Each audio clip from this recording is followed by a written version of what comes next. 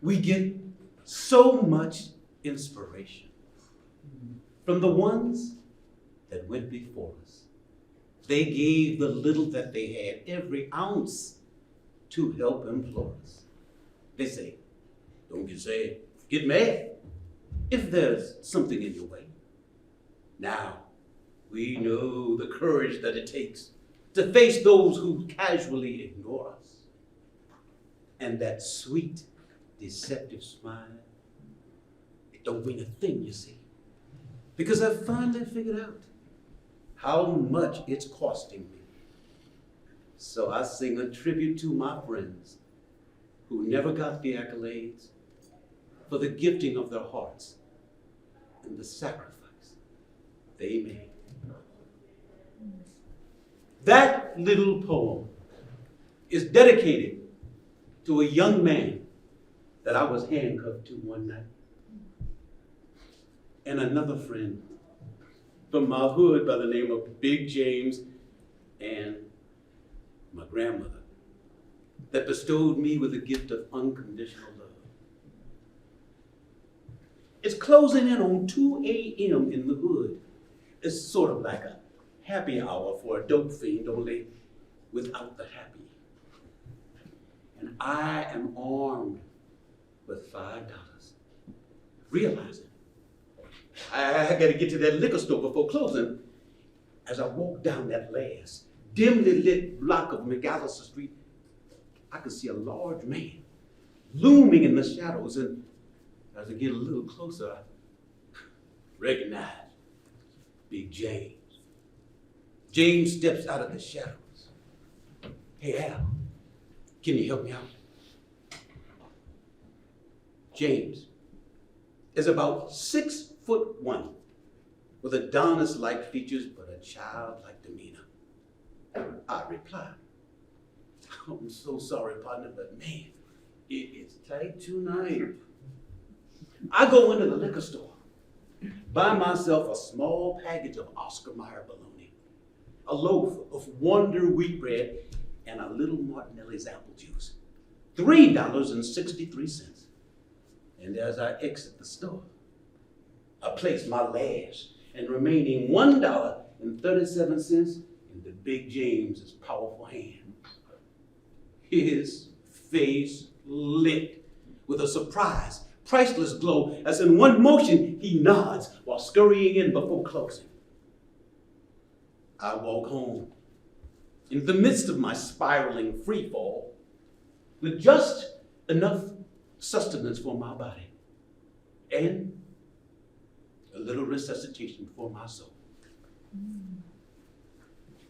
About 10 days later, I'm sitting on a green park bench in the heart of Alamo Square, where the eyes of the painted ladies, those gorgeous hand-painted Victorian homes, witness me in the excruciating pain of hating myself.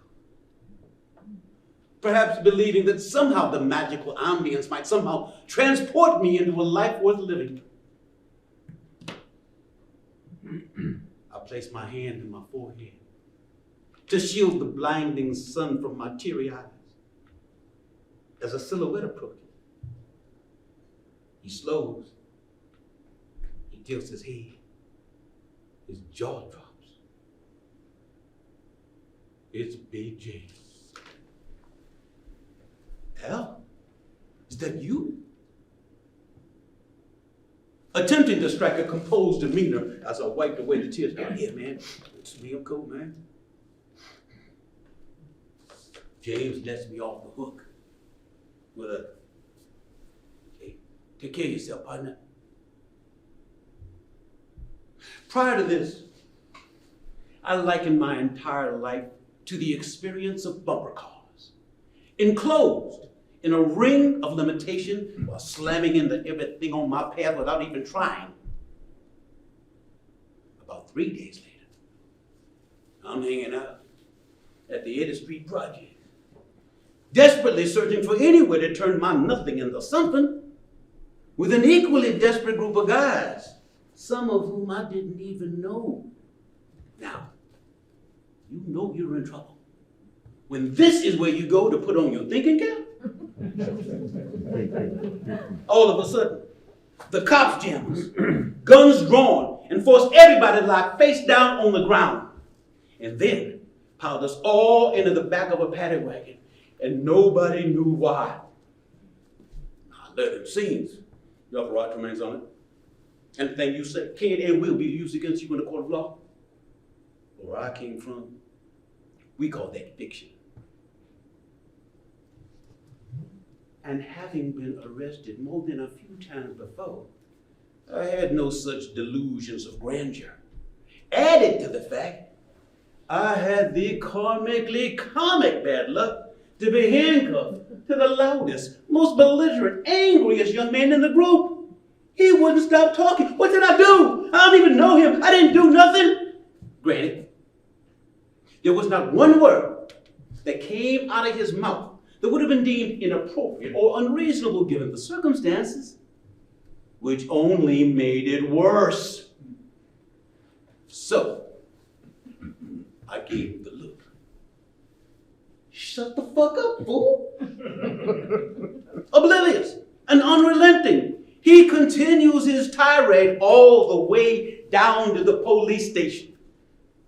The wagon stopped, and them back doors creaked open as that dust sun hit our squinting faces, and we were all directed to stand, realizing I'm gonna have to take the lead to navigate me and my new friend down them 3 little rickety metal steps from the back of that wagon onto the blacktop. Perform a coordinated handcuff pirouette to the left of a steep set of stairs while praying, my calm reserve is contagious. It wasn't. He kept talking. I didn't do nothing. Ain't nobody read me my rights.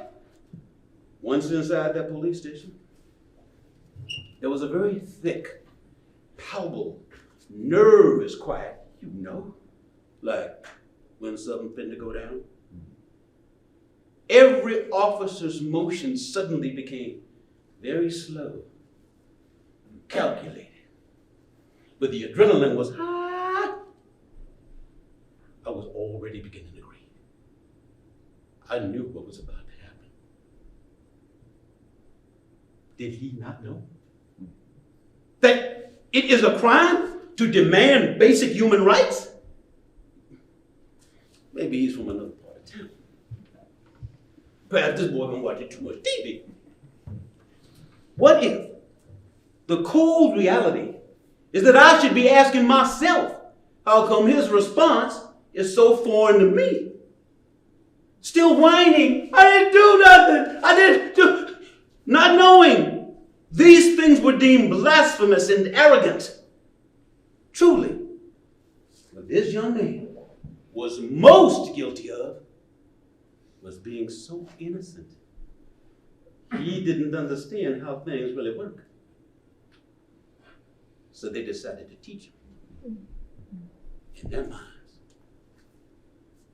he'd already opened that mouth way too many times.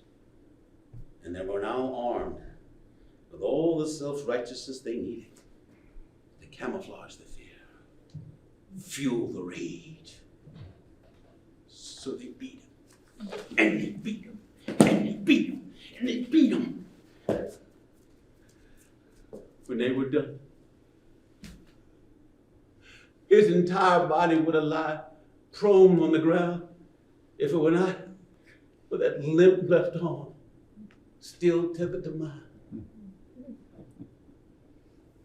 When released, it just flopped to the ground like a piece of meat as they recuffed me to a bench on the side of the road, where I stoically sat, without ever averting my eyes.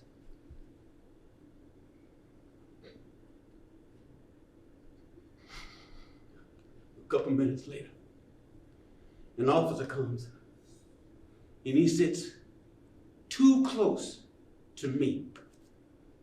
And he says, yeah, sure was too bad about your friend falling down that set of stairs. Externally, I was expressionless. Internally, I was seething. It was a mask I learned to wear to keep myself breathing. They then transferred me over to 850 Bryant to the larger downtown city jail, a huge dormitory-style room with lots of cots to sleep on. Upon entry, I walked right past that congregation of loud talkers, many of whom I knew. Found myself a cot way over in the corner of the room, curled into fetal position.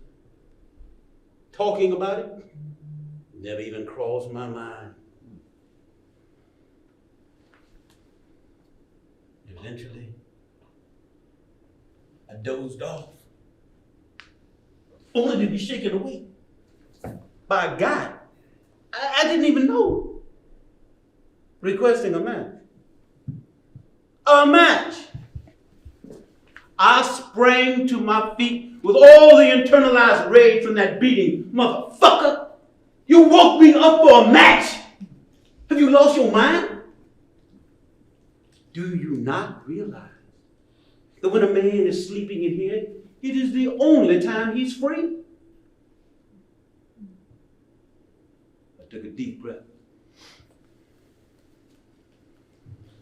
returned to my fetal curl, to the background giggles of, I bet you won't wake that nigga up again. After a brief hearing and a stern warning from the judge, turns out I had a few warrants. 60-day return to county jail.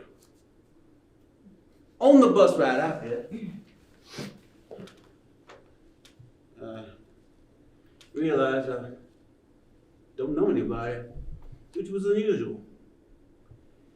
And then later I find out that I'm being taken to the 7th floor, which housed violent and repeat offenders. A label I didn't feel I had yet deserved, albeit I decided to forego pointing out the clerical error. Upon entry, I'm in a line of inmates, going down a huge corridor of cells with concrete tables and benches on either side.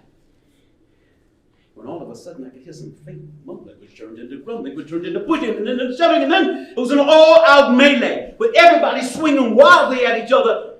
And then the even more terrified guards flailing recklessly at everybody when I discover I've got a superpower. Getting out the way of shit.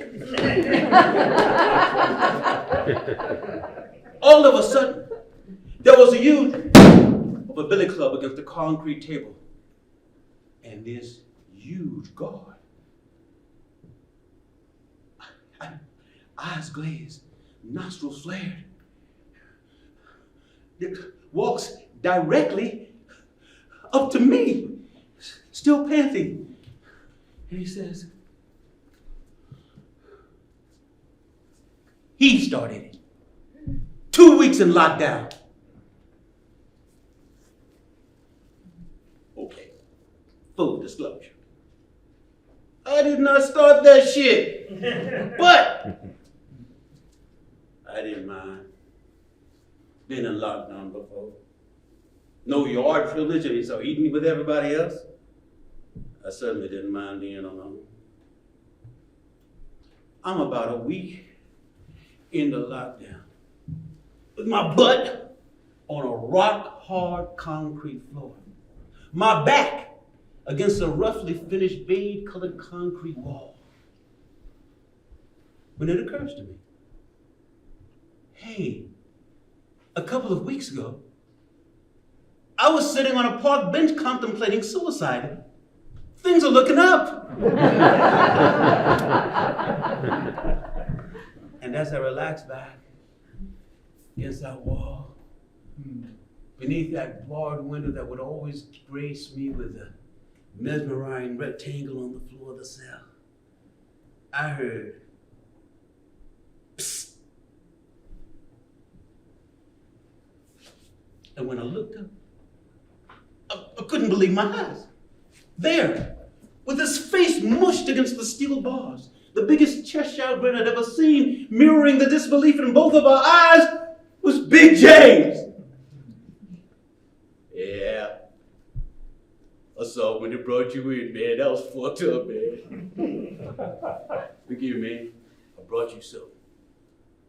James slides his hand between the bars, and he gives me a package of spirit tobacco, a few zigzags, and a couple of pieces of gum.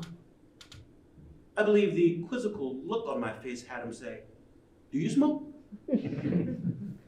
To which I said, "Nah, buddy, but trust me, I'm so bored I'm finna find out if I'm missing out on anything." And then he says,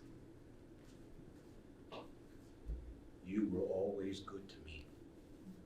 If you need anything, I got you back." A gift which somehow felt much bigger than the jailhouse gold. See, I believe prior to that, I kind of given up on ever having a common life. But there was something about it. That time alone, going within, that opened my mind to the possibility of maybe even stepping outside that previously mentioned ring of limitation without knowing what might be out there. So I said to James, "Hey, Jay, hey, man, when I get out this time, I ain't never coming back." I finished my couple months. And on a cold winter night, that jail bus dropped me back off at 850 Bryant. Broke, tired, hungry. I racked my brain for where I would go, what I would do. Everybody I knew had long ago given up on me, except me, Mama. That's what I call my grandma. But I've been too ashamed to let her see me for quite some time. But I began the trek up 7th Street and across Market, through the entire Tenderloin, over Van Ness, through the entire Fillmore district to the back of her house. She had this old plastic doorbell, and I was hitting that sucker pretty hard when the light came on.